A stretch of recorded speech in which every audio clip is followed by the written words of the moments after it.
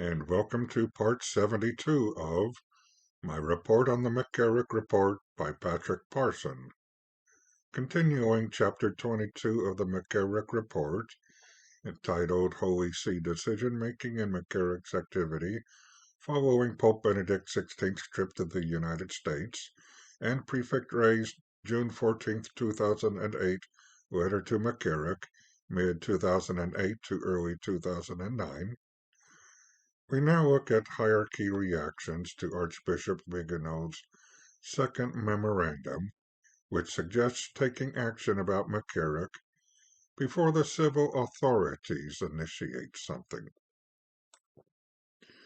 Now, a footnote goes at great length to show, although Viganò later claimed to have urged superiors to remove the cardinal's hat from McCarrick and reduce him to a lay status, he really merely said in his memorandum that sanctions would be appropriate only if the allegations were true and proven.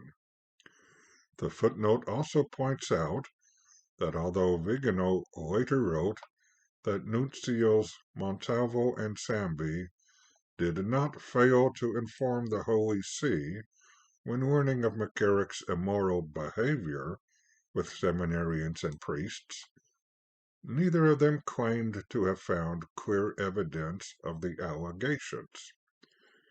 And I am not sure why the footnote goes into such detail here, unless it is trying to discredit Viganò for some reason. Now, once the memorandum had been received, Secretary of State Cardinal Bertone wrote, "I agree with the observations, although it seems to me that the most recent report of the Apostolic Nuncio, Monsignor Sambi, contains testimony in defense in some manner of the Cardinal." Unquote. Ultimately, no formal investigation or penal process was conducted. A footnote states, "A search of the records of the Congregation for the Doctrine of the Faith turned up no file and no archival position related to McCarrick prior to 2018. It seems like a lot of information cannot be found in the files." So, according to the report, no formal investigation or penal process was conducted at that time. The report does suggest that could be because the matter was not within the competence of the Congregation for the Doctrine of the Faith, because there had been no credible allegation that McCarrick had abused a minor, and the alleged misconduct occurred more than 20 years previously, placing it outside the prescription period. Then in May 2008, McCarrick participated in activities in Rome, also attended by Pope Benedict.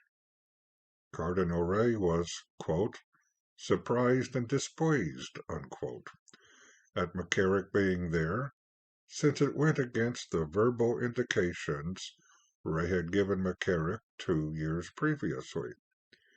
Cardinal Re confronted McCarrick, reproaching him for his public presence instead of conducting a more reserved life. McCarrick protested that the allegations were false, and Re forcefully responded, quote, "True or not true, the accusations exist. You, for the good of the Church, must not be going around," unquote. McCarrick did not take Re's admonition gracefully, and avoided Cardinal Re after that. And later that same month, McCarrick delivered the commencement address and received an honorary Doctor of Laws degree at the University of Notre Dame in Indiana. So much for keeping himself out of the public eye. McCarrick mentioned the activities in a letter to Pope Benedict XVI, thanking the Pope for a gracious message on McCarrick's 50th anniversary of his ordination. On May 27, 2008, at the request of Cardinal Re, Nuncio Sambi issued another report to the Congregation of Bishops, as well as to Secretary of State Bertone. We will look at the Nuncio's report in our next segment. Judging from what we have seen so far, though, it probably won't tell us much, but maybe we will be surprised. We get surprised by many things, sometimes unpleasantly, but one occasion when we especially don't want to be unpleasantly surprised is at our final judgment. We hope for salvation. Let us continually acknowledge our sinfulness and need for God's forgiveness through the Fatima prayer.